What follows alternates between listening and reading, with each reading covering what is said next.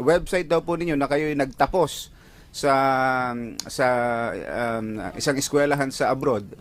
Tapos sa ano ba yan? Oxford. Sa Oxford.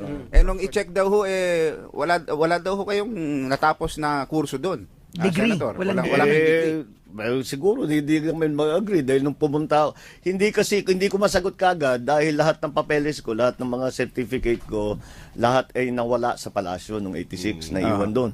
So hindi ko wala nang kung hawak. So yung first chance I got, tumatawag ako sa Oxford. Sabi ko, padala ninyo ako ng kopya.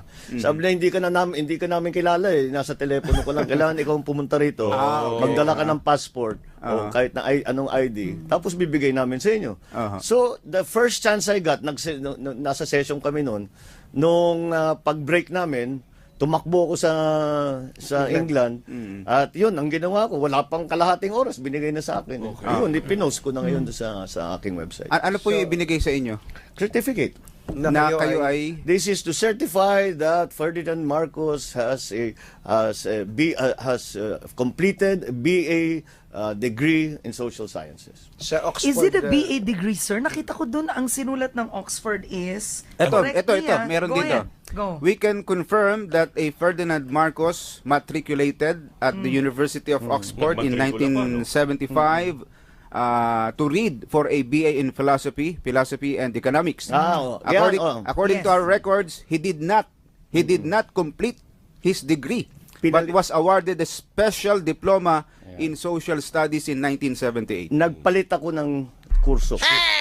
Nagpalit ako ng kurso. Kasi ang naging, sabi ko, politics, philosophy, and economics yan. Sabi ko, ang bagsak naman ito lagi, politics eh. So sabi ko, sabi ko, gagawin ko na lang political science.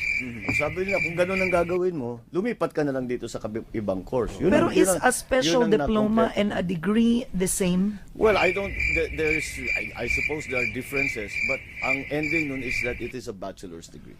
Alright. So it's a bachelor's degree. Yeah, it is my Okay. Naka-4 na taon ho kayo na Magko-commercial 3 taon. ang university, ang college sa England, 3 taon na. Okay. Yung Wharton, no? Yung Wharton, di ko nagtapos. Dahil umuwi ako, nag-vice governor ako.